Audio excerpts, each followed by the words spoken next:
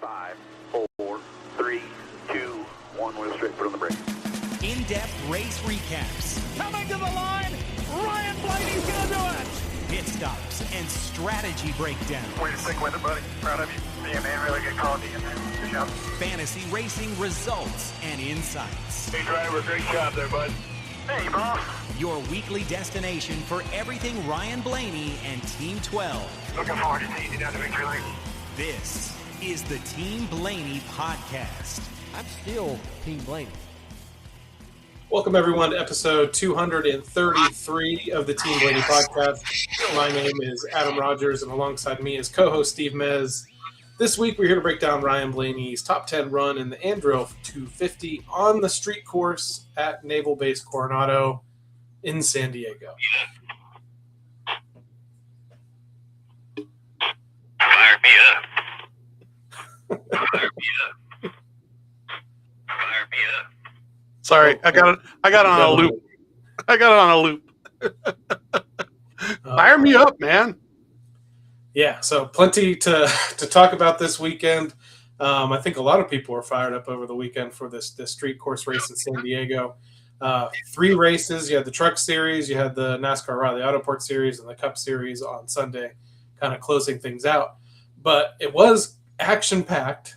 There are parts of Friday and Saturday that maybe were a little frustrating just due to some things out of most people's control, some things that maybe could have been avoided on the officiating side of things. But tell you what, Sunday, when the Cup Series guys got out there, the best of the best put on a really great show. But last lap essentially passes in all 3 races. What do you think of that?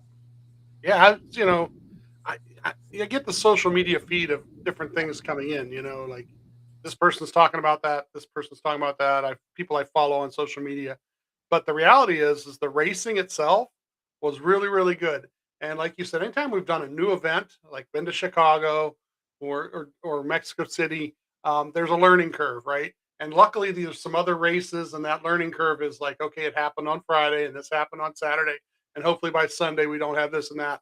And really, I think it was on Sunday, it ended up being, I want to say 7 overall cautions, and it was only 11 caution laps because of the way they basically did a quickie yellow, come out of the pits, and did the choose cone before they even got back, and then had to restart. So I think 2 of them, it was a 1 lap of caution, and then they came back out racing. So those types of things were really, really impressive, and hopefully in the future they do that. They could do that at other tracks as far as I'm concerned. That'll really save some racing, So the cleanups didn't seem as long on Sunday just because they were like hurrying back to the racing. What are your thoughts on, so the one kind of big thing that happened on Saturday that really slowed a lot of things down. Now, Friday had its own things. I guess the Truck Series race ended up being the longest Craftsman Truck Series race in history. But some of that was with some of the caution issues they had and things. And then Saturday, lap 1, you have a sewer cover go through the grill and the radiator of the 17 car. And this was my only issue with the officiating that this weekend was they paced around for like 4 laps or so and then throw the red flag. Yeah. Then an hour-long red flag because they're like, okay, we need to go and check all the covers so this doesn't happen again. All that time, the 17 repairs their car. They thought they were telling everybody, oh, this is going to take forever. I don't think they realized. And they got to work during the red as well, which that NASCAR doesn't usually do, but they felt bad about what happened. And the only thing was like, man, if they would have just thrown the red, because when they come back getting ready to go green again, the field has to crawl at like a snail's pace while the 17 gets his laps back physically on track, and they have to do that. I heard a lot of people say, why can't they just change it manually in the computer? No, they can't, because the 17 could get 4 laps more fuel than everybody else. Totally throw off strategy. So just a real quick, are you worried about the precedent this might set? Because we've seen things happen in the past, tracks coming apart and things, and drivers, NASCAR just saying, sorry for your luck. Or do you like that something like this could be an option going forward where they're a little bit more forgiving if it was something totally out of everybody's hands? I like the precedent that it set, that they did it, that they went ahead and fixed the problem and gave the driver and crew a chance to, get their race back, basically. I was thinking about this and I was trying to attribute it to something in other sports, right? And golf became the one thing I thought of that was something that kind of like gives for man-made events, right? You're on a golf course, you hit a shot and it goes up so far, but then it lands on a cart path, right? That's sitting on that cart path. Well, that's what they call a man-made obstruction.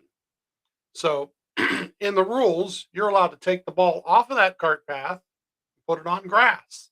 And there are some rules on where you can drop it and so forth, but you're allowed to put it into play somewhere where you can actually take a swing and not hurt your club and not lose any strokes. And that's kind of what I thought of as kind of like the only like a sports kind of analogy thing that I could think of that'd be similar is something happened. It wasn't the fault of the driver or other drivers. It wasn't done as part of the racing. It was the track basically destroying a vehicle or causing an issue. And in this situation, it's a street course and it's a piece of the street course that came up and bit the car. So, yes, I believe that should be precedent from this point forward. If we've got some sort of man-made thing that causes an issue, and we can do something to alleviate it and give them back, back their lap, back whatever they got to do to fix it, then yes, let's do that if we can. Another cool thing throughout the weekend, lots of pomp and circumstance, probably the best national anthems we'll hear all year long because they're all military band related. The sights and sounds, I guess. I said to you, I was like, the coolest turn is the one where they're driving straight toward the aircraft carrier and they make the turn. And if, Prime zooms out as that's happening, you get this great view. I kind of felt like the rest of the track looked a lot like a industrial complex, but at least that shot was kind of cool to see. It was a very challenging course, but I thought they raced it really well. And I think Denny Hamlin earlier today on his show was saying, some of these other places, Sonoma, Watkins Glen, there's maybe 3 true passing zones. And he said he thought there was at least 5 in this one, if not more. Yeah. And he also mentioned that the track changed throughout the day, but also the way all the drivers raced the track throughout the weekend totally changed. And he's saying, man, I wish I could go back and redo my qualifying lap because I would drive it completely differently. And that just comes with it being a totally new venue you've never been to before. Yeah, we say about the track changing. It changed in the race from the first 10 laps to the next 30 laps. It was a comment that literally Ryan made about guys saving tires at the beginning of the race, and then the track rubbered in. So they really, really were trying to pay attention to it, but they knew that because it's different. It was something that they had to really kind of figure out. And that was the fun part too, is that, when it's new, when it's something that they've never done, it does put a lot more on crew chiefs for figuring out how to set up the car and the drivers for figuring out how to race on it and race with other people on it. And that makes it more fun too. So on Friday, you had Lane Van Rigsbergen, as he said. I thought that was classic. I mean, I don't know if I bet you he was thinking about that the last 3 laps, something, or through the 15-minute victory lap that it probably took to get back around at the start finish line. But that was funny. And then Austin Hill. I'm not a big Austin Hill fan by any means, but I was excited for him to win that race just because of the circumstances of that. There was some unnecessary contact to some of the guys that were battling for the win there. And Hill gets an emotional win for RCR, and you see Richard kind of get emotional and all the team rallying around that, and the burnout by the 8 in turn 8. I mean, it was kind of perfect for that. So good Saturday for Austin Hill. Well, it was a good Sunday for Austin Hill until it wasn't. But those 2 winners, and then we'll talk about the Cup race winner in a little bit. Yeah, I think I predicted the Austin Hill thing on Friday in the Discord chat. I think it's when I had said something about he's got a good chance, and it's well, this guy and that guy, and I says, yeah, but I saw his practice times first off. So once you see a guy like that do practice times like that better than other people, he gets confidence, right? He thinks he can do better on the track. And then he's not afraid to bumper somebody or move somebody. So he's going to go in there like a missile sometimes, and he definitely made sure that his elbows were pretty wide on Saturday. So you talked about being fired up, and let's talk about where that clip came from in the first place. So things actually started. They had a separate practice session on Friday, qualifying on Saturday, and then race on Sunday. So let's talk about how the weekend got started. Yeah. So the Friday session was just one session for 50 minutes, and everybody could go out anytime in there. And nobody, I think, did any more than between 5 to 10 laps in a run. So nobody got to a 10 lap average or anything like that. Ryan, his best single lap was like the 5th lap he ran. It was 1:36.588, which is a pretty low time. And SVG at early on was P8. He ran like a 1:37. He was actually 7/10 slower than Ryan early on. Ryan was P18 with that lap, 13 laps run, 1:38.746. So he ran a faster lap a little later on after they made some adjustments. But like I said, most cars ran between 12, 15 laps total. Ryan's fastest lap was actually his 7th lap after they came in and adjusted. And after that point, like, he had jumped the board pretty high. And then we're talking late in the session, about 13 more guys went out and ran faster lap times, which tells me they all came in and made proper adjustments, or they were on a mock qualifying run too, because they had 3 sets of tires for this practice. So you could go in, make adjustment, put fresh tires on, go in, make an adjustment, and do a mock qualifying lap. So even though it doesn't look like his lap ended up very good because it got knocked down the board, his lap wasn't a mock qualifying run. So speed-wise, I was thinking going into Saturday's qualifying that he should be in pretty good shape. And they, on Saturday, basically wait till, that's another thing. Like, a lot of guys didn't want to go out early. At 2 sessions, they split it in half, so he's in the secondary group. SVG puts up his lap time in that first group, because he was in the first group. And some of the guys, it's like, where are guys going to place? And, the second group comes out, and not that many guys jump up the board very high. So I'm thinking, the track didn't gain a lot of speed like it normally does when they clear the line off. And then Hosovar puts up a lap that puts him P2. And I'm like, wow, that's pretty good for him, because he's not really a road course guy just yet. But, they have speed, obviously. And then Ryan goes out. And I got in trouble here because I started yelling and yelling, and my wife was in the other room, and she's like, "What's going on? What's going on?" I says, most of the lap, he was in the green. When they start following him, and it was probably about a third of the way into the lap, they started actually following him on TV. He was in the green, in the green, in the green, in the green. He lost a little bit, in the green still, in the green still. As he comes near the last lap, the last part of the lap, it goes red for a second, goes green for a second, and then you just can't tell. And then it was third. And he was excited as heck on the radio, obviously. The sound bit I played was just a small part of the sound bit because there's a little swearing in there a little bit. But, fire me up, he said. And, Timmy said something about, you really hustled that thing around there, and thought, wow, if they're going to start anywhere near the front, at least we know we're not going to be in the melee if something happens early on. And, Saturday was exciting as hell in just one lap. Yeah. And I said, I made the joke that people shouldn't be surprised because old Hamish did put some heaters down on the go-kart track pretty recently that everyone saw on Prime. But the road course speed has been there. I heard a lot of people this weekend after this race saying, well, I guess it's not a fluke. And if you've been listening to us, at least for the last year and a half, we've been explaining, all the work he's been putting into it on the sim with Joey Hand, with Ford. He's put in the effort specifically to get better on road course races because the first few years with the next gen car, the results weren't there. And we've seen it. We're going to Sonoma next week, where he had a fantastic car there last year until he got sent up a hill.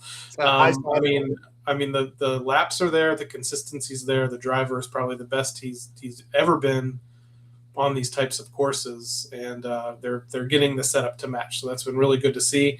And getting the good qualifying spot puts you in a really good spot in the position he is, where he's trying to defend the third spot in points to have the option of going for points in this race as well, stage points. Mm-hmm. Yeah, so we get to Sunday, and we've got stages of 20, 40, and 75, 6 sets of tires. They added a set of tires. That's another thing. After practice, they were, whoever talked to the officials, and they got them an extra set of tires. So they knew tire wear might be an issue. Pit stall 13, he had an opening in front of him, and the 16 pitting behind him. This is one of the last. Well, this is the last race of the year where it'll be backward pitting. That's another thing. Like Watkins Glen, they pit the other side of the car, and I should go back and get video and post it of the tire carrying that Trevor did, because it was weird choreography. So you see it, like he literally spins like 180 with the tires coming around the front of the car to when he sets them, and it's really pretty cool looking. And even these pit stops do take a little longer just because it's on the other side of the car, and they've never, even though they practice the heck out of it, you can't run that pit stop any quicker than they run it. So pretty cool stuff. So to the rear, we had the 20, the 43, and the 45 who had fixing things from the day before. And Bell will be jumping out at the first caution. Ryan had cameras that were the extra cameras, so he had the TV cameras. So his camera view for the most day was the top of the car, or off the rear bumper at one point when we're in first looking for somebody to show. So Timmy, Mule, and I believe Matt was on there. It was their third guy. Timmy had like the front stretch and into like 1 and 2 and going toward the aircraft carrier there. And then Mule had like down the back stretch to the choose cone. And I think Matt had the rest of the stuff on the other end there, coming back to the start finish. So we're literally during the pre-race they're telling telling Ryan where they pick him up, where they lose him, where they pick him up, where they lose him. The leader took the left lane for the start, and the starts here for this race, because it's the road course and the way it's set up, are before they get to the start finish line, but like I don't want to say like way before, but on the turn going, so what would technically be turn 16, the turn going to the start finish line. So then they get like the couple little turns there and there afterwards. So these were kind of cool to watch, because guys gather up and they get all bunched up, and then they're underneath that little bridge as they turn left and start the race. And literally lap 1, he sorts to P3. By lap 3 here, the 77 passes the 79 for the lead for a second there. And then the 97 gets it back, and Ryan passes the 77 as the 77 all of a sudden falls back. And Ryan's in P2. And then at lap 4, we get a great, wonderful pass that I actually posted the pass today on TikTok, you guys. And then we put it in the Instagram stories and the Facebook stories today too, if you guys want to see it.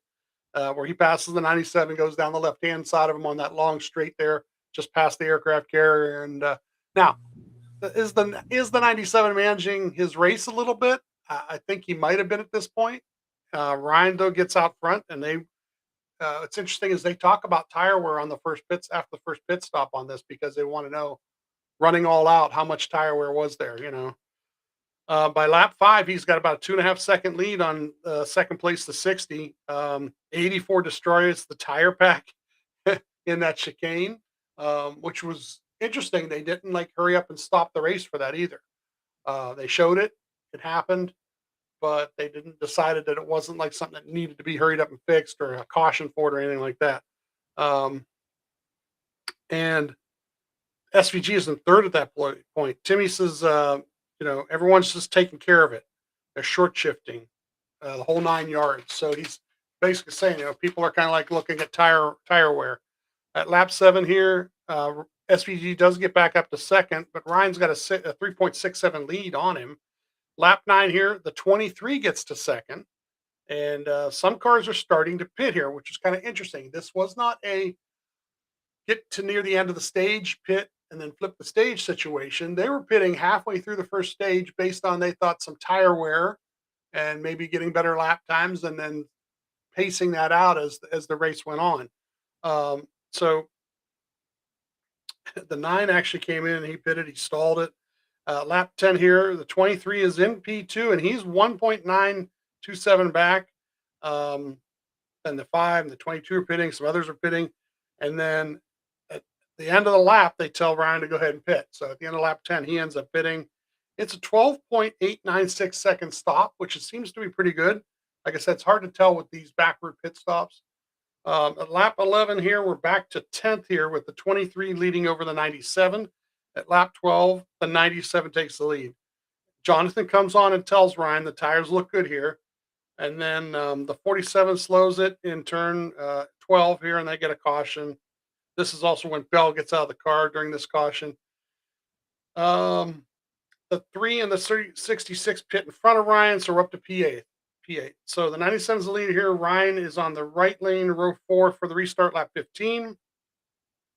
On lap 15, he goes from 8th to 3rd in that lap. I got to go back and find that video. That was a hell of a restart. And I say that lap, I mean, mind you, the lap is a minute and a half, 2 minutes long.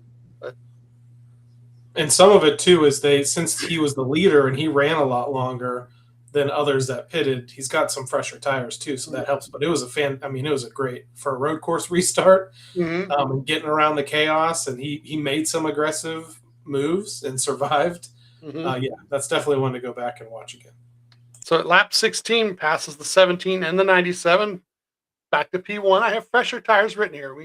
That's the thing is like people watch a race and they say, oh, he's leading, he must be faster than everybody. Not the way this race worked. This race worked on, did you have fresher tires at the right moments? Lap 17 here, the 5 is P2, and he's 2.2 seconds back. At lap 19, caution for the wheel on the 23. He loses the right front. And first off, the disappointment, because he was running top 5 and he had speed, obviously. And we know that the program that 2311 had speed. And we saw it. They showed it. If they showed his pit stop and they show the tire carrier get dragged, and then you talk about disappointment, he looked deflated because he knew what the situation was. They just didn't have a chance. And I think on Prime, Steve Letarte said, he was having an issue, it looked like, with the gun, and he pulled the gun off the nut. And when the jackman sees that, that's usually the signal that it's tight. But really, I think he was trying to adjust something. Yeah. And then it was too late. So, but Bubba, you talk about people having speed. Bubba had speed from the beginning, and with that speed, he was able to rebound by the end of the race too. So, that was unfortunate to see that wheel. Rolling the track. Yeah, he took a couple wave rounds as the race went on to get his laps back. So for this yellow, the call, yellow's going to be the call, they said. And, Ryan tells him not a lot to complain about. The car, fairly balanced. Then we get to the lap 20 and the end of the stage, and 10 points, winning another stage at a road course. It's getting pretty good at that. So Ryan asks about his pit positioning from the pit stop on the first stop, because he wants to make sure he's, he thought he was in the box, not in a very good spot. Actually, Jonathan says something about they're just going to adjust the sign a little bit. They go in P1. Now it's hard to say coming out, because cars are going to stay out now who have pitted near the end of the stage. So the only car that basically passes him on pit road is the 54. So Ryan's stop was a 12.376, and the 54 stop was an 11.416. So they had a little bit better stop. 17 cars stay out. The 60 is the leader. So we're P19 for this restart. Restart lap 23 here in the right lane, and gets passing the 16. We're all the way up to 18th. At lap 24 here, we get a spin out ahead.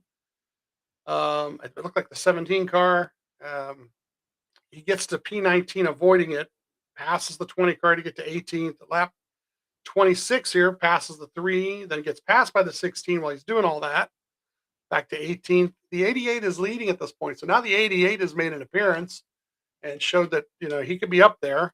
At lap 27 here, passing the 42 to get to 17th. At lap 28, passing the 11 to get to 16th. Within lap 29 here, passing the 16 and the 22, gets to 14th. And lap 29, we get a caution for the 20 itself, which was Cruz in the car at this point. Now, Ryan says, what's the play here? Probably 4, Jonathan says. And this is when Jonathan says, this gives us options. And what he means by that is they pit now, a certain amount of fuel will be in the car. We'll have tires. We're going to have some tires later. It gives them options for things that may happen later. I will say this is one of, I think, 2 cautions that I wish this one hadn't come out because he was on the move. And I think if this caution does come out, they do go down a different road on strategy. Mm-hmm. And like you said, they do have options from here on out. But I feel like if this caution doesn't come out, the race may have played out a little bit, maybe better for him down the line. But one of 2 cautions throughout the day that I was just like, just didn't really need that right now, especially the way he was picking those guys off. Yeah, it was a 12.036 stop, and a bunch of cars stay out. And like you said, this caution doesn't happen. They run this race the rest of the way like it should be run, where you don't hardly get any cautions and you flip stages and so forth. Your original game plan works, whatever it was.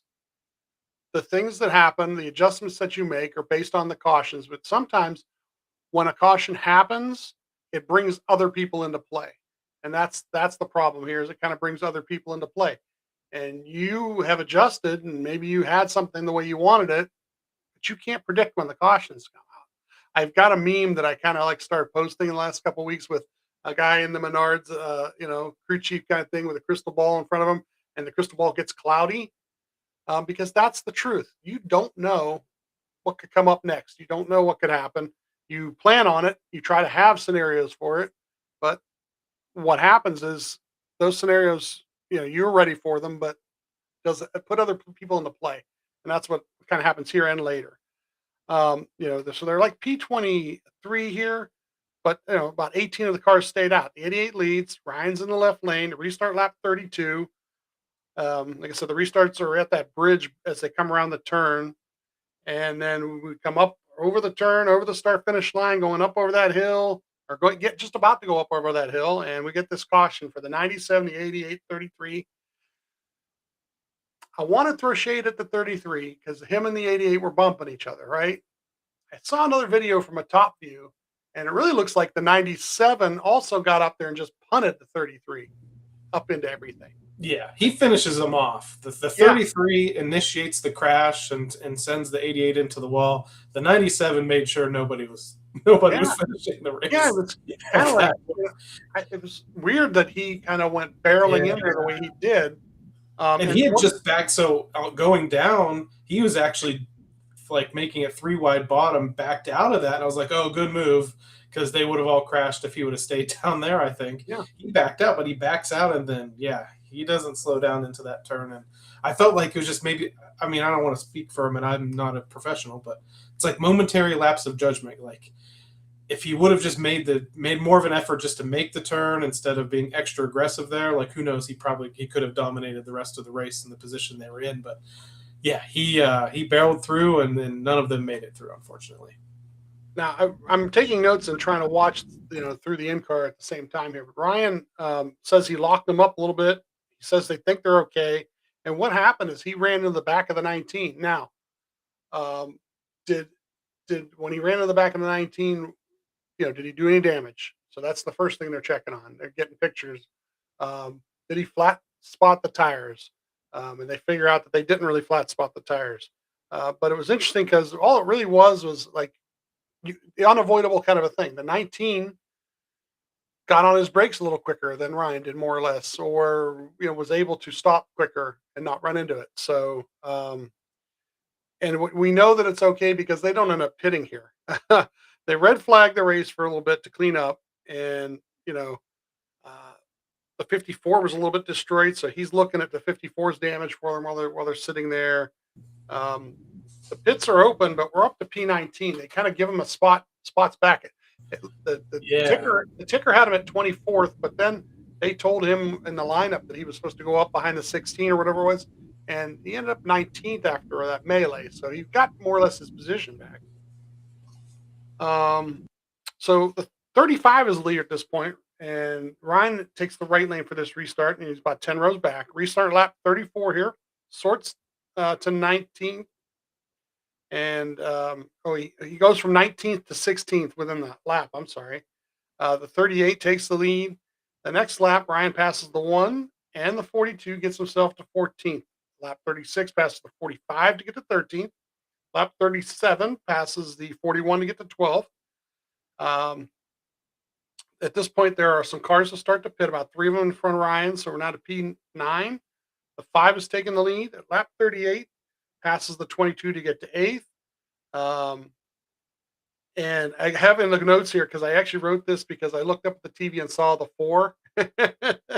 And he got punted by the 91. The 5 pits on this lap. Ryan is in 7th. At lap 39 here, passes the 7 to get to 6th. The 35 is still leading. Lap 40 here, passes the 77 to get to 5th, with the 60 now leading. And the 60 wins the stage. Ryan P5. So 5 more points. 2 stages. Yeah. Pretty good position. And it's so hard now. Like they could have flipped here, and again, and go down a different strategy road, and whether that would have been great or whether or not, we don't know, obviously.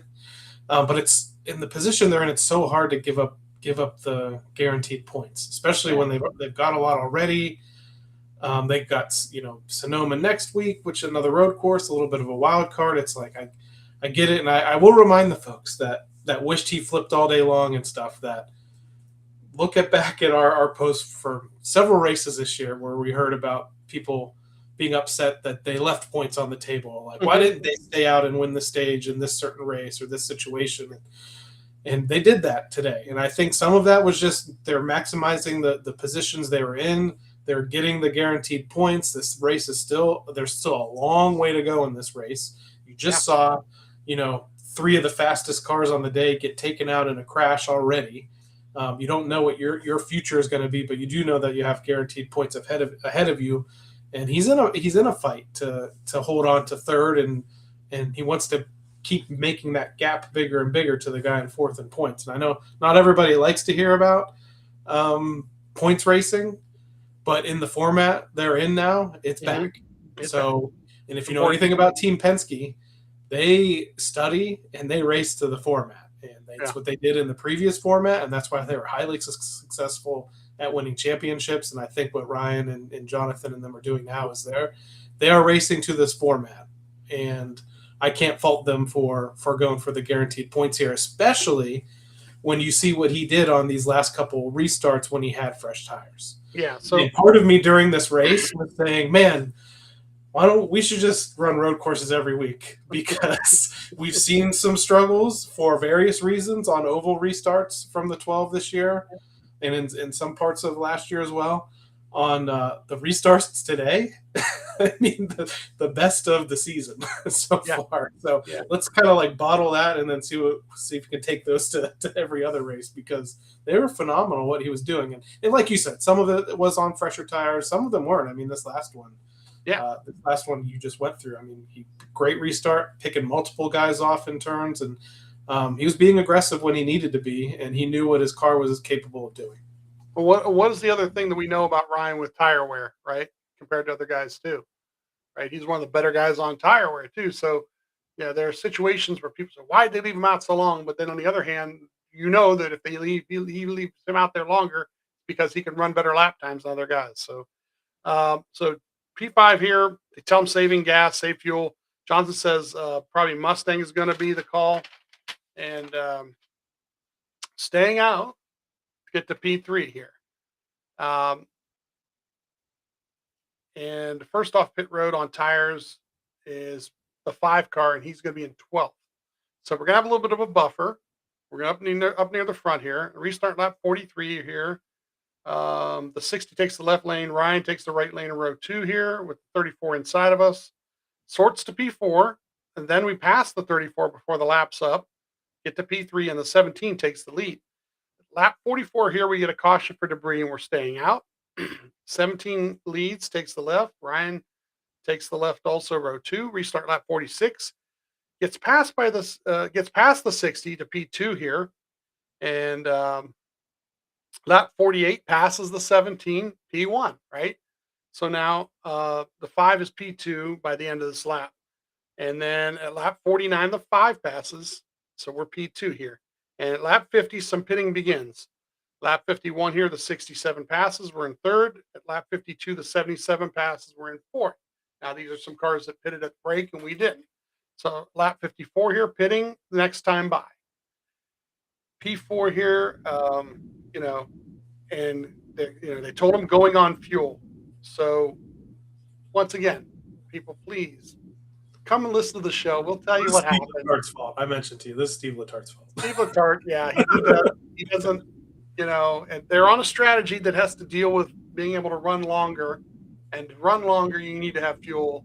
And that's what later on, this caution ends up screwing everything up. Because if they're on this strategy and they're pretty much on an island, there's only 1 or 2 other guys, I think, on this strategy, they may at least finish top 5 and may have a shot to win the race, okay, at this point. And people don't understand that. Later on, they're going to say, well, why did this happen? Why? Because this caution that happens later on screws all that up. But it was about a 13.596 stop. So it's only like a second and a half longer than normal. And so track-wise, they don't lose that much track position on that. And they come out 21st at lap 55, passing the 9, and then 51. We're in 19th. Tim says we're good on fuel. Okay, so now they know they told him he's got enough fuel to push. Up to 18th at lap 56. Lap 57 here passes the 47 to get to 16.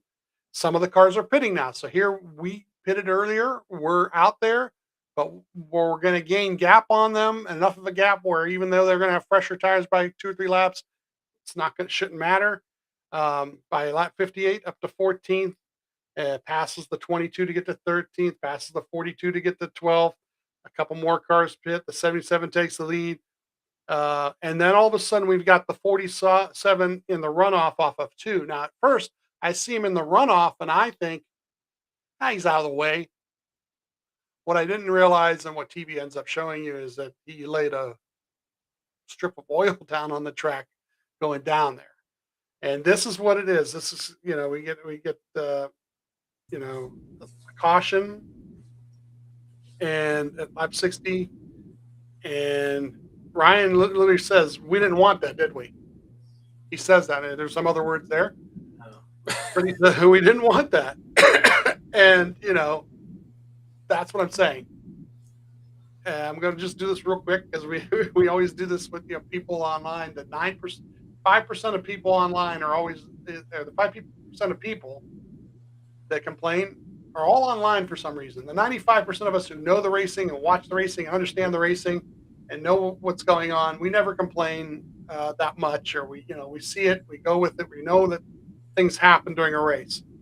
But it's like what I like to call the loud majority seems to get online and go, oh, he screwed him. The crew chief did this and the pit crew did that.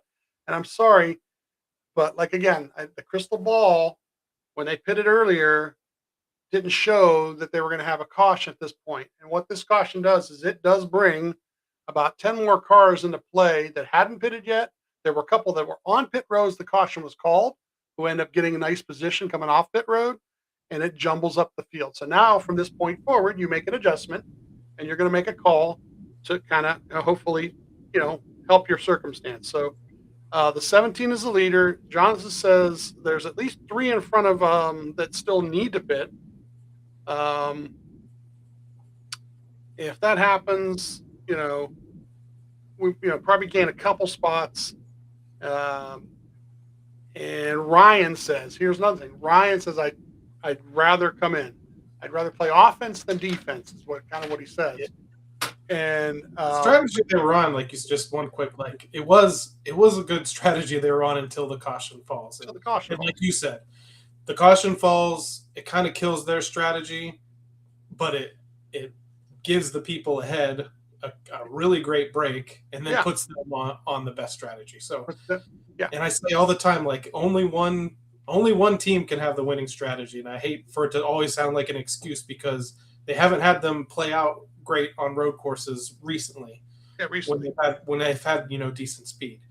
But it's not going to be perfect every single time. And Ryan, I liked this because Jonathan sat there during this caution period and he lays out where he's at. He lays out what's going to happen in front of him, what's going to happen behind him, and they talk it out. And like you said, the driver himself says, "I'd rather be on offense," because that's the first thing that I saw from a lot of people were like, "Why didn't they stay out there? He could have restarted in 6 and he could have went out and won the race." And it's like, on the really old, he would have had the oldest tires in the field, and enough if they attempted to do that. And enough cars came in and took tires that would have been almost directly behind them, that would have passed him.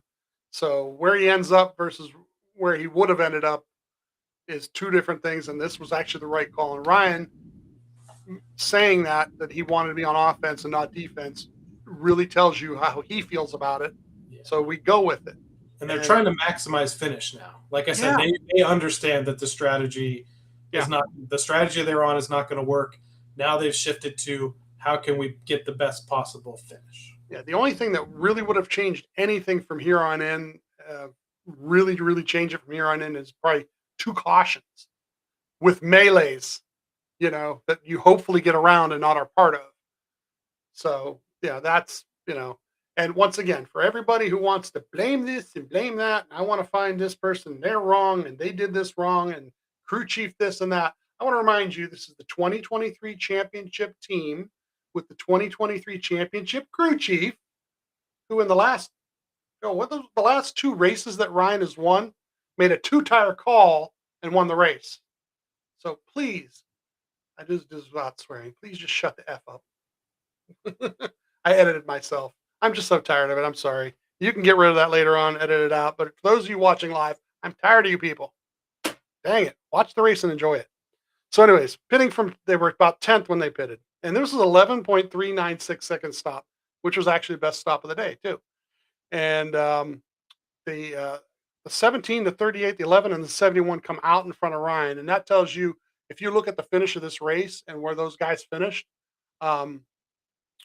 they moved up too. Let's put it that way. And they moved up into the top 10, just like Ryan's about to. So 77 is the lead at this point. P21 for this restart. So here's another thing. P21 with a restart lap 63. So we have 12 laps.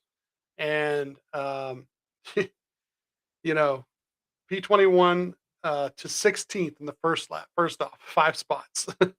The 67 turns the 77 and spins him out. The 1 gets involved in that. Hate that for him. Oh, it was just... That's not karma, right? No, not at all. They love me. They love each other from years ago, right? As a matter of fact, just real quick, that 77 is supposed to be hosting the Dale Jr. Download this week. And if they always have the winning driver on. When the driver comes in, right? Yeah. That'll be fun. That'll be fun. 45 is taking the lead at this point. So lap 64, we passed the 91 to get to 15th, past the 42 to get to 14th, past the 48 to get to 13th. That's in 1 lap. Lap 65 here. I took a note here. The 45, the 67, and 23 are 1, 2, 3. We've got 23, 11 right all together at the front of the field. The 9 does pass. We pass the 9. We get to 12th at lap 66, passing the 54 to get to 11th. Lap 67 passes the 1 to get to 10th. At lap 69 passes the 71 to get to 9th. And then the 67 takes the lead off the 45 here. Lap 72. It was kind of wild. TV was covering it pretty well. I found it interesting that Tyler bumped him, bumped the wall, bumped him, trying to make the pass back, and then decided to just, like, I don't want to say slam on his brakes, but give the position back. Wow. I mean, that's an amazing gentleman thing to do. It really is.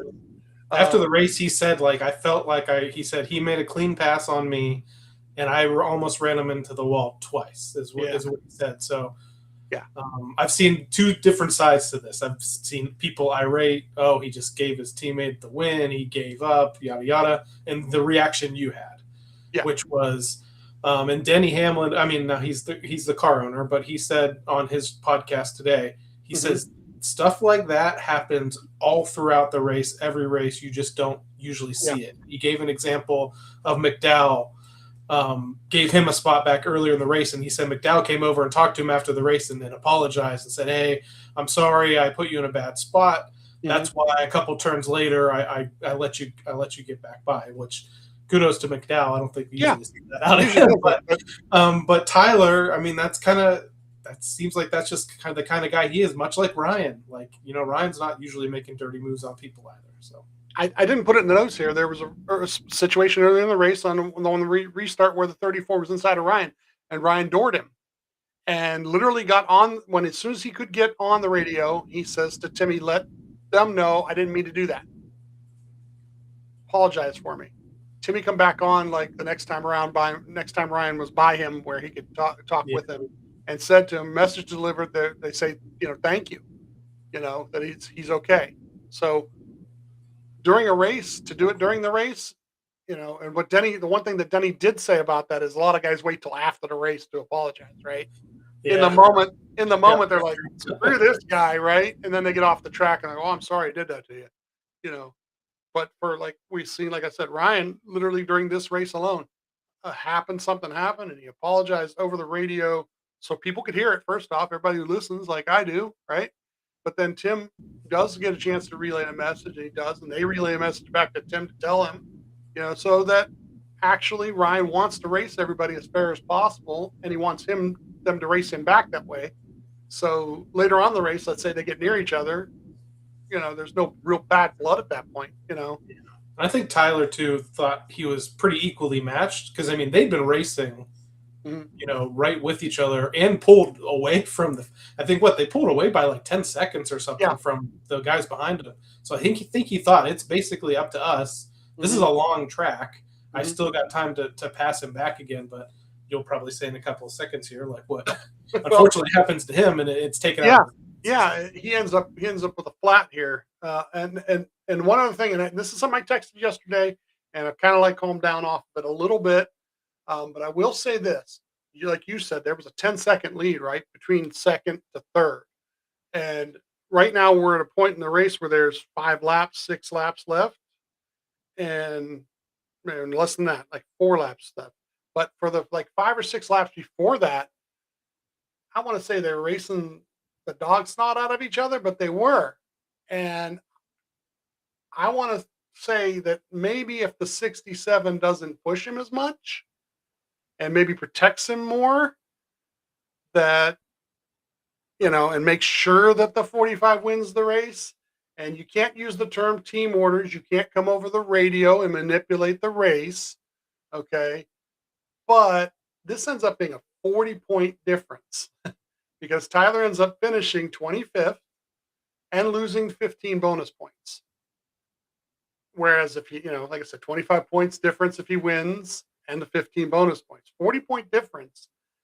And I don't want to say because, like I said, he raced the dog snot out of him, but that flat tire might not happen if the guy behind him is protecting and helping him protect the lead and making sure he wins the race. And, being his wingman, for those who remember that term, right? Maybe that situation's a little different, but, so it's something I've come down off of. I'm not going to argue about it, but it's something I wonder if it was a thought in his mind. Like, okay, my teammate's winning and I am not here to, mind you, I win a trophy. Yeah, I can win the trophy. But on the other hand, my teammate's winning. I'm not racing for points. He's in a serious battle for the points lead. I wonder if that thought ever crossed his mind. I don't know if anybody will ask him that question. That really would be a good question to ask him at this point.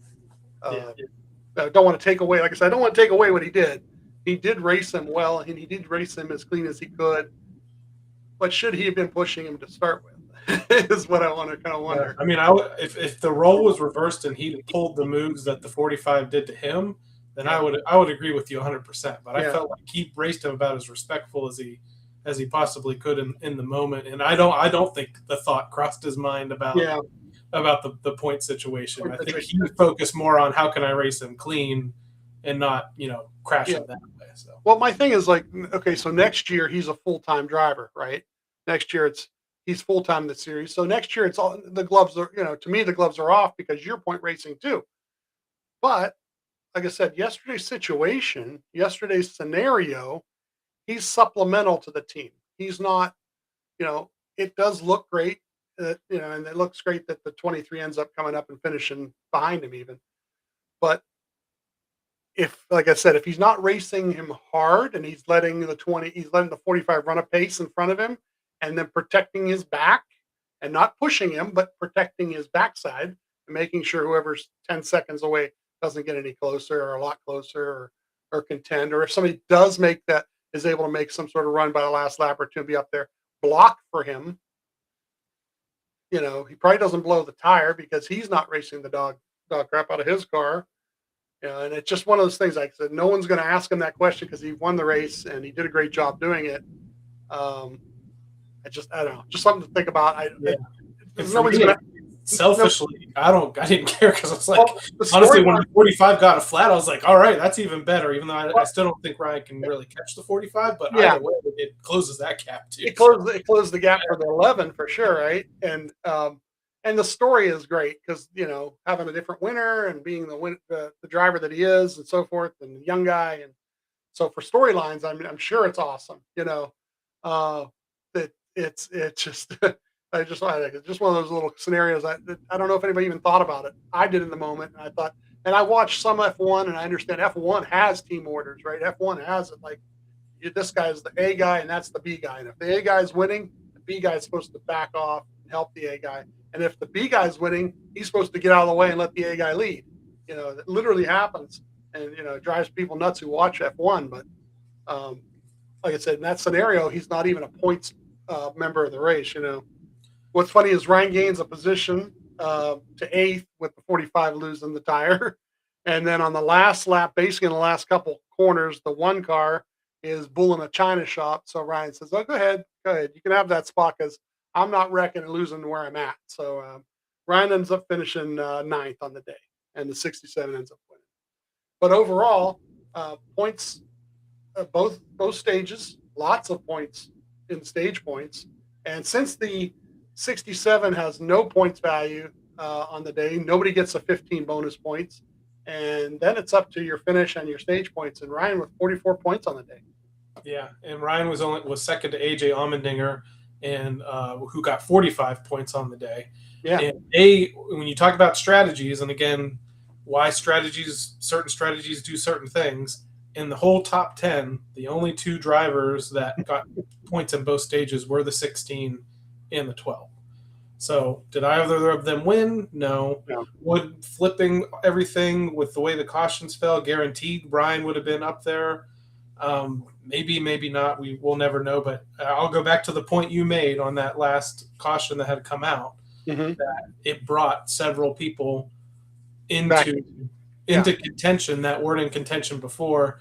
And I keep bringing up Denny, but just because he's the one show that I listened to today, is that he said he thought the 45 was behind him on the restart because he didn't even realize that, and he had no clue. They told him that the 67 won. He didn't even know he was in contention too. He was surprised, and that's the fact of the matter, is that they got very lucky, and they were guys that had obviously good speed and probably were capable of running top 10, but they weren't in position to win until the caution came out. So kudos to them. Like you said, kudos to the 67, the driver, 13th start, gets his win already, and he's the guy that's been waiting for 2 years, I think, to get a cup ride. I mean, he waited again last year and ended up just messing around and getting the truck championship. So, bright future for him. And one last thing I'll mention from Denny's show is Denny said he talked to Ryan after the race, and Ryan stopped him and said, "That kid's going to be trouble." Yeah. So he is. He's already got it. You can tell he's got a certain amount of speed that's already there, speed that you can't teach. So you talk about the point standings, and again, fantastic points day for Ryan Blaney overall. Which again, in this system, and I know that, as I said, people hate to be talking about points week to week, but that's the system they are in now. That lots and lots of people kept begging for. Ryan's continues to hold down the third position in the overall point standings. Tyler Reddick is the leader, but his lead is now down to 8 points over Denny Hamlin. And again, this was a triple-digit lead on Hamlin and the field at one point just a few weeks ago. It's down to 8 points now. Ryan Blaney is in third, 133 points back of Reddick, but he got a big chunk back in this race with the issues Reddick had at the end, and Reddick also didn't get a ton of stage points.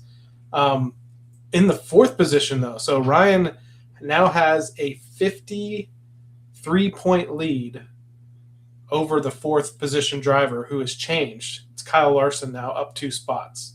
Chase Elliott was in fourth, and he's fallen down to 6th. Ty Gibbs is in 5th. So keep saying Ryan's goal right now, even though maybe the guys ahead of him with the amount of races left, it's mathematically possible again if he goes on a tear. Mm-hmm. His goal right now is to keep third and defend it, and he's gaining that gap. He's gained about 10 points each of the last couple weeks here, and it's up to a 53-point lead over fourth position Kyle Larson. Ty Gibbs is 5th, Chase Elliott 6th, Chris Buescher in a Ford is in 7th. Daniel Suarez had a weird day, but managed to get stage points and get a decent finish and is in 8th overall in front of his teammate Carson Hocevar, who is in 9th. Chase Briscoe continues his quiet ascension in the standings. He was well out of the chase early on in the season. He's up to 10th now, gained 2 positions this week.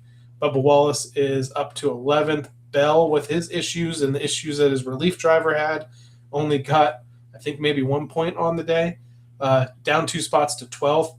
William Byron, there's like already a meme going around and shots of him in his car during the race. I think he hit the wall. Driver error. At one point here, falls 2 positions to 13th. They're struggling this year for what their expectations are. Eric Jones up to 14th now. This is a guy that was outside of the standings just a few weeks ago, but they've shown some speed. Teammate Austin Cindric up another spot into 15th. And Ryan Preece had a strong run on Sunday. He was one of those guys, you talk about Austin Hill, one of those guys that was not afraid to muscle around people. Up 3 positions back into the chase after falling out a few weeks ago. This is the big news right here. And this was the talk after the race and at some points during the race too, after the crash, is that the 97 of Shane Van Gisbergen has fallen 3 positions into 17th out of the chase. Obviously, he could have a really good week next week at Sonoma, gain some of those points back, maybe get back in, but then you got ovals the rest of the way till the end of the regular season. And there's already people writing him off. What are your quick thoughts on this? Is this the end of SVG's run to get into the chase, or do you think he goes and wins Sonoma next week and kind of barely makes it by the end of the regular season? Yeah, I don't think so. I hate to say that. I don't want to be like doom and gloom for the guy, but he needed to have 2 really good weeks where he could maximize what he could these 2 weeks. And then I think he has been improving at the ovals, and it's showing, but is there enough stage points out there? Will he be there in these stages, and then maximize finishes? And I don't see it. And it's not a reflection on him as much as the equipment, to tell you the truth. Their equipment's not necessarily the best of equipment.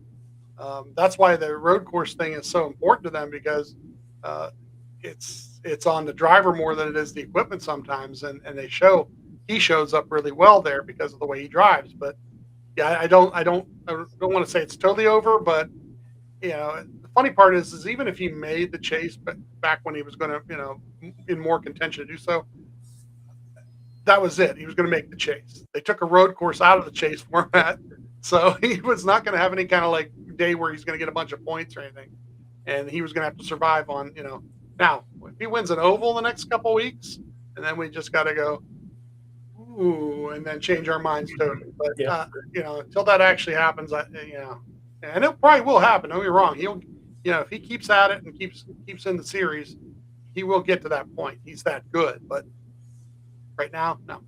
Yeah, it's sort of shown that if he stays on the right side of the metric and qualifies well, or has some rainouts and gets good qualifying positions, that way he can hold his own on the ovals if he starts up front.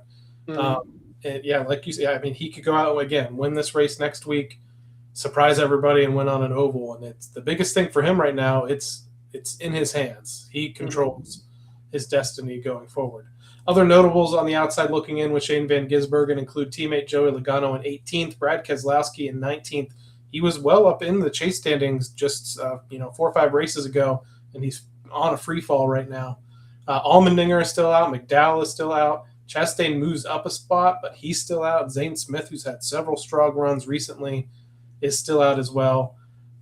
Stenhouse, Dillon, those are all names right there. Josh Berry, who we learned this week will be out of the 21 car at the end of the season with Jesse Love coming in. And speaking of Jesse Love and the conversation we had, remind me next year if Ryan and Jesse Love have any tough racing. Ask me what my opinion on the 4th car of the team racing the lead drivers hard. Maybe I'll get a different answer. That's true. So again, Ryan Blaney sits in the 3rd position in the overall point standings in the NASCAR Cup Series, 133 points back of Tyler Reddick, but 50 points ahead of Kyle Larson in the 4th position. So that brings us to one last thing we need to talk about when it comes to the race weekend at Naval Base Coronado in San Diego, and that is the Team Blaney NASCAR Fantasy Live League. And it was quite an interesting weekend for fantasy folks. Though I did say, I know I didn't end up finishing well, but I did say, at least I think, with the folks that were taken out in the wrecks, that were on a lot of people's fantasy teams, I was like, well, at least hopefully it hurt everybody equally. Yeah. But that's not necessarily the case here. And I was looking really dumb with a few laps to go in this race, and I'll let everybody know why here in a minute. So my starting lineup, Shane Van Gisbergen got me 1 point. Connor Zilich got me 3. Allmendinger, though, I had him in 45 points. He had the most points on the day. Suarez got me 28. McDowell got me 27. So I went with a heavy road course, skill set guys. And this is where I was looking dumb in the closing laps. I had Tyler Reddick in the garage. I knew during stage 2, even after all those guys crashed, that I still had Reddick in the garage. But I was like, I'll see how things play out. And then, because I didn't want to swap him into, I don't know what I was thinking. I just was putting it off. And I was like, oh, man, this is terrible. I could have swapped him in and got the 12 points here instead of the 1 point for Shane. Mm-hmm. But I feel like saving that Reddick start for another race down the line might do better. Yeah. Featured matchups, I had Ryan over Hamlin. That was right. I had SVG over Reddick. That was wrong. I had Zilich over Larson. That was wrong. I had Ty Gibbs over Elliott. That was wrong. So I was 1 of 4 on the featured matchups. 114. I wish I was 206. 114 points on the weekend. Rough. 66 overall in the league. I had matchup wise, I had the same matchups. So I only got 10 points on the matchups. I had McDowell for 27 points. I had Suarez for 28. I had Zilich and Van Gisbergen, and I had put Van Gisbergen in the garage after everything happened, but I was stuck with one of the two of them. Gibbs for 29 points, Priest for 45 points. Priest kind of saved my day there. He was the other guy that had 45 on the day, him and Allmendinger. But that was good for 142, which was actually 26th. It's not a high point total, but it was pretty high up the ladder, so not too bad. Yeah, better than me. Again, I was 66 overall. You were in a 4-way tie for 26 with 142 points. Let's take a look at the top 10 in points earned this weekend in the Team Blaney NASCAR Fantasy Live League. And it starts with Blaring Idiots in 10th with 159 points on the weekend. Our friend Dr. Race Chaser and DT Daytona 12 tied for 8th with 160 points. The Buckeye Bullet was in 7th with 164. CGM1 was in 6th with 165 points. Sam Speedsters was in 5th, 168 points on the weekend. And then it's a little bit of a jump here to My Cousin Vinny in 4th at 182. So these people from 4th on to the top must have had a little bit more diverse fantasy lineup than those of us that went with all the road course ringers. My cousin Vinny again in 4th, 182 points. The Prime Minister 3 and 3rd with 186 points. Bands 12 in 2nd, 190 points. And then this is the person that really hit the lineup. Steel Lion, 206 points. The only person in the entire league to break 200 points this week. In first position, Steel Lion, congratulations to them. winning the weekend on the San Diego Street Course at Naval Base Coronado. Let's take a look at the overall standings now in the Team Blaney NASCAR Fantasy Live League. I'm in 24th. I've fallen. You've passed me. 3,462 points. You are in the 14th position. You got 10 spots on me here. 3,505 points so far overall. Now let's take a look at the top 10 in points earned so far this season. It starts with Go 12 Go in 10, 3,568. Pesky Blaney Fan in 9, 3,579. Hashtag LGM in 8, 3,599. Factory of Sadness 6 holds down the 7th position, 3,608 points earned. Char 12 Fan in 6, 3,617. Former champ Clyde's Chicken Pit Racing, 3,627. Blaney or Bust is in 4th, 3,633 points. JD Racing in 3rd, 3,668 points. The Buckeye Bullet is in 2nd, 3,723. And Zero Schlitz Given continues to lead the way in the Team Blaney NASCAR Fantasy Live League with 3,777 points overall. And that brings us, Steve, to this weekend's racing in Sonoma, staying in California. Things kick off on Saturday, June 27th, 2 p.m. Eastern Time. You have the NASCAR Cup Series practice from Sonoma. Now, this is a weekend where it shifts. Prime is gone. So all those folks that have been so sad about the races streaming on Prime, well, things have moved to the Turner Network. So this is going to be on cable on True TV. And then on the radio with PRN, SiriusXM NASCAR Radio. Qualifying is at 3 p.m. Eastern Time, again on cable on True TV for the Cup Series. And then 5:30 p.m. Eastern Time on Saturday, you have the Pit Boss Food Max 250 from Sonoma Raceway for the NASCAR O'Reilly Auto Parts Series. That one is on broadcast on the CW network. Real quick, the True TV thing, though, it's also still on Prime, correct? I know they did that last year, so that's they might still stream it, or did HBO? I'm not sure. Yeah, somewhere they still stream it, I think. So we'll try to have that squared away for next week when we go through that. Yeah. But at least for the folks that don't want to worry about the streaming stuff, you can watch it on cable if you have True TV. Mm-hmm. Sunday, June 28th, you have the Toyota Save Mart 350 from Sonoma Raceway, 3:30 p.m. Eastern Time. Streaming on HBO Max for the in-car cameras, but on TNT on cable for the Cup Series, PRN, SiriusXM, NASCAR Radio on the radio. Ryan Blaney, Sonoma Raceway, 9 starts. You got to remember this is one of those tracks that they only go to once a year, so it doesn't have a ton of starts. 9 starts in his career dating back to 2016. He's only led, this actually surprises me, he's only led 1 lap at Sonoma in that time. Average start 13.2, average finish 17.7, no wins, 1 top 5, 5 top 10s in his career. I'll just run through all the finishes, going back to 2016 when he was with the Wood Brothers. 23rd, 9th, so 9th with the Wood Brothers, that's pretty good. First year with Penske, 11th, 9th, 11th, 14th, 31st in 2023, 3rd in 2024. I'm actually, sorry, I went down the wrong. I was reading his starts. We'll go back again. 2016. 23rd finish in 2016. 9th. 34th. 3rd in 2019. 10th. 6th. 31st in 2023. 7th. And then 36th in 2025. I don't have it for sure. Well, yeah. But this is, of the road courses, this is one of Brian's best here, especially going through these finishes. He has the top 5. The 5 top 10s and 9 starts, that's not too bad. The thing bringing down his statistics are the 23rd, 34th, 31st, and 36th. Now, you said it already. Thanks, Chris Buescher.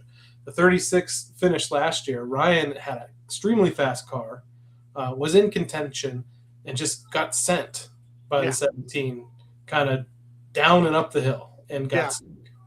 Coming off the straightaway, off the start-finish line, going up the hill, and just got knocked over to the right, going and then got high-sided. He was stuck and lost the lap because they had to push him out of there. So, yeah. But this is also the week that starts the bracket challenge too. So look out for that. We're gonna do a separate, I think, thing and post something about the bracket challenge. But if you haven't gotten ready for that, this will be much better this year, the bracket challenge, because it's during the TNT part of the schedule. It's those 5 weeks, and this year it's not on like last year. I think it was Atlanta, right? Was the first one, and it Yeah. was a crapshoot, So at least this time around, the first 2 races we've got Sonoma, where we should be able to predict some of these matchups, and then Chicago land too. So Yeah, and the other cool thing this year with the bracket challenge is they did open it up to have leagues this season. So if you go to the NASCAR app or if you go to the NASCAR website and you go to make your bracket, there's also a tab there to look for leagues. So if you just search for Team Blaney or Team Blaney podcast in the leagues, you can join our league there. I know for our fantasy stuff, we send out a little trophy at the end of the year, but maybe for the bracket challenge, we can come up with a little thing with some stickers and some other stuff from us if you are the one that's victorious in our bracket challenge league for Team Blaney. So Sonoma Raceway, I brought it up. Ryan, outlook for Ryan. There's been a lot of speed this year on road courses. Again, some of it's on strategy or the way strategies have played out as far as what the finishes have been, but he scored a lot of stage points. He's won stages, had the speed this past week at San Diego, had the speed at Sonoma last year. The finish was taken away from the incident with the 17. I'm going in with maybe much higher, definitely higher expectations than I had for this past week, just because it was such an outlier of a race and we've never been there before, and it's a street course and it's rough. But this is a track that Ryan's made 9 starts at. He has 5 top 10s again in those 9 starts. What is your outlook for this weekend in the 12 team? Well, I said earlier about somebody with having confidence, and I think we were talking about, what Hill did earlier, in the weekend. And that's the same thing. To me, it's like right now you have a certain amount of confidence in what you're doing, and then the familiarity of the track. So we're coming to a track that all these guys know how to run. I think Ryan qualified, 7th there last year. So you're looking at, pretty good qualifying last year. And we think the program is even better right now than it was last year. And like I said, certain amount of confidence. Really, it's once again, this is like anything. It's like, do we stay away from the squirrels? Do we stay out of the trouble? Not have somebody high side us into a hillside? Because this year, for the most part, I knock on some things, that hasn't happened, right? And what are we, 12 top 10s now in 17 races, right? And that happens when you can just run your race and do what you do. And that's all I really hope for, really, is just if there's anything that happens, any melees, anything like that, let's not be in them. Let's not be part of them. Let's be able to race our race and do what we need to do. And I think it'll be a fun weekend if we do that. We've talked so much about strategy and strategy decisions in this show so far. Do you think that since they had such a good race points-wise at San Diego, does it open it up for this race at Sonoma that if they do absolutely feel like they have a car that can win the race, that they don't maximize stage points in this race to try to potentially go for a win? That's an interesting question, because we've seen Larson do it over the years, and we've seen SVG do it over the years, where they flip the stage, pit there, and mind you, they're leading the race at the point they do it. So pit road doesn't technically close until they come across start finish. So they run it all the way to the last lap that they can run it. They flip the stage, but they have such a lead in there. When they come back out onto the track, they're still in the top 10. They score stage points, still in the top 10, flip the stage, people come in and pit, and then they're back out in front again. Now, when that happens, it's usually a green flag race to the stage too. And that's what, would make it interesting. I think they like to do what they like to do, which is flip one of the 2 stages and try to win the other stage. I don't know over the years now, but over the last couple of years, I can recall Mexico City, I think Watkins Glen at one point, where Ryan stayed out and won a stage, right? I think he did it at Coda once, So you stay out and win one of the stages and then flip the next one. And that's usually because of the way that they break up the race to begin with. It kind of works strategy-wise. Like I said, once again, what throws any of that off is if you get cautions in the middle of stages and people get on alternate strategies. But that's what I look for them to do. Where you qualify really have a lot to do that, and where you are racing near the end of the stage will have a lot to do that. Can you be in the top 5 and make good points by staying out, or are you 10th or 11th and only 2 or 3 guys pit and you only gain a couple spots? That's the key. Yeah, and looking at the qualifying efforts for Ryan Blaney in the next gen car at Sonoma, we got 14th, 31st. So something weird must have happened that one in 2023. 3rd and 7th. So the last 2 races, he's qualified really well and was running up front. I mean, 3rd and then finished 7th in 2024. 7th was running up front toward the top 5, top 10, and then got taken out last year. So we don't know what the finish would have been. He ended up finishing 4 laps down. So I do think they'll do what you just said. Actually, my opinion is their game plan is often to try to win stage 1 if they can, and they have done that several times on road courses. I actually do kind of want to go back and look that up because I think that's been their play a lot. And then the rest of the day, they've got those guaranteed points. Now, you don't get a playoff point anymore like you used to, but the 10 points are still important for sure. So again, if you want to tune in this weekend to watch the racing action from Sonoma Raceway, practice and qualifying start at 2 p.m. Eastern time on cable on True TV, PRN, SiriusXM, NASCAR Radio on the radio.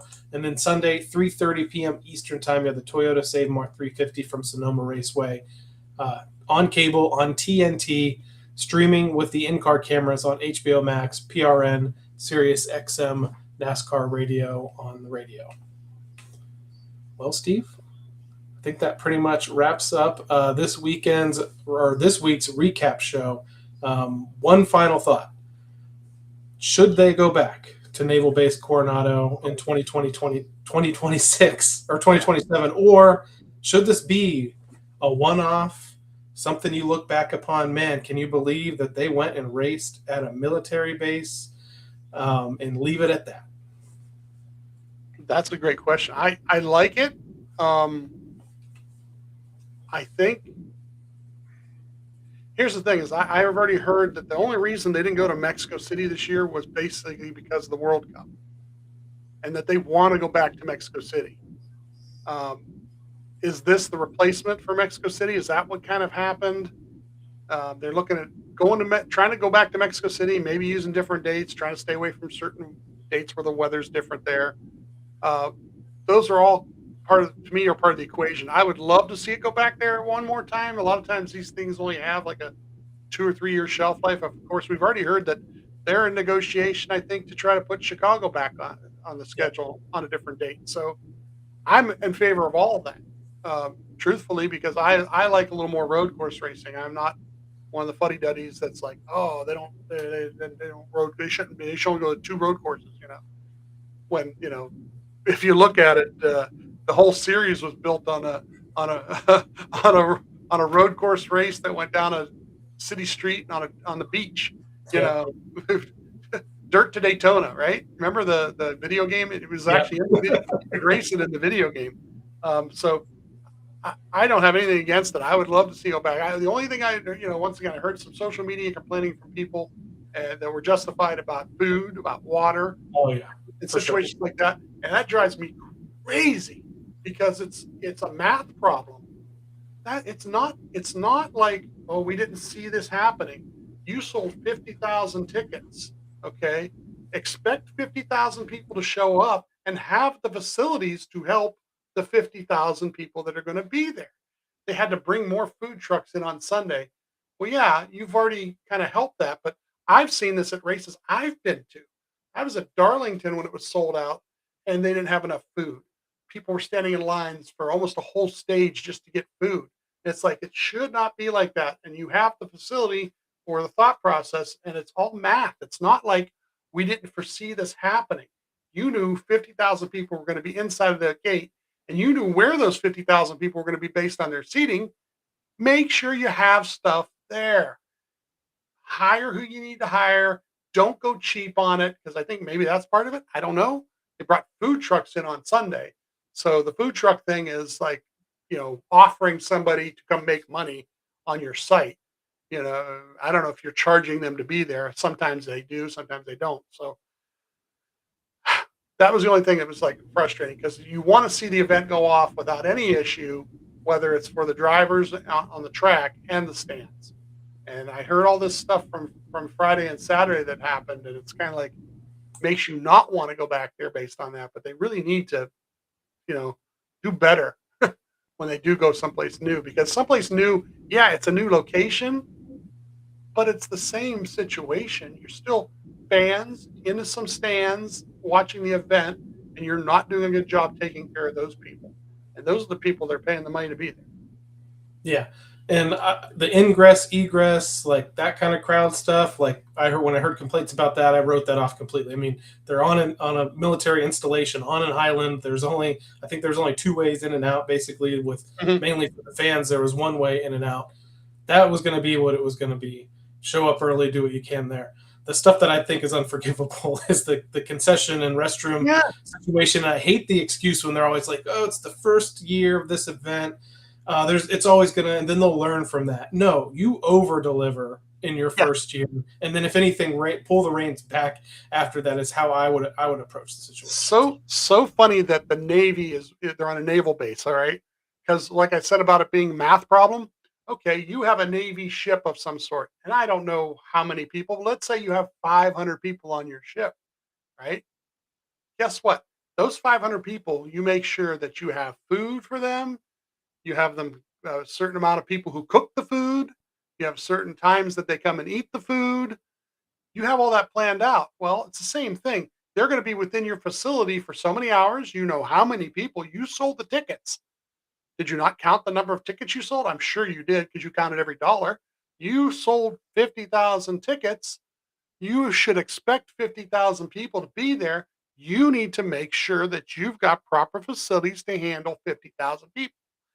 Do you put 500 people on a naval ship and give them 1 toilet? Or do you give them 1 mess hall that all 500 people have to go through? I don't think so. So that's the other thing to remember is they also, people weren't allowed to bring in any outside food and beverage or drinks too. So that even adds to the situation where it definitely adds to the anger, right? Because if I'd have had my snacks, I wouldn't have worried about going to the concession stand. Absolutely. So my thoughts, I want it to be a one-off. I thought the track was fantastic. I thought the racing was great, but sometimes I like when these events are just a one-off thing that we can remember how cool that was, and they can pick this up and take it somewhere else again, and rinse and repeat at another place, hopefully with some better logistics behind it. So, but I mean, Ben Kennedy kind of was a little bit more timid about it. Like, yeah, it's an active military base. We'd love to come back, but we can't guarantee it. The track president, I forget her name, but she basically was saying, I'd love to come back next year. Let's do everything we can to come back and let's do this again. So if they do go back, I'll be excited, because it was really cool racing. It won't be as big of an excitement for what the event is going to be in the pomp and circumstance, but I feel like if they do go back, they hopefully learned all their lessons from the officiating side of things, the logistics side of things, and put on another good race. It should be almost like a rotating thing, where maybe we add some things here, add something. Okay, so like Mexico City this year, next year we go back there, and then the year after that we try something new somewhere else. Make it a rotating thing where it's something new every 4 or 5 years. The rumor, they were floating another rumor that they were talking about going over the Golden Gate Bridge on a race. So are they floating rumors because they've thought about it and they've talked about it? Well, obviously they must have, and they're keeping their options open, which is great. But, I would like to see one through downtown Pittsburgh.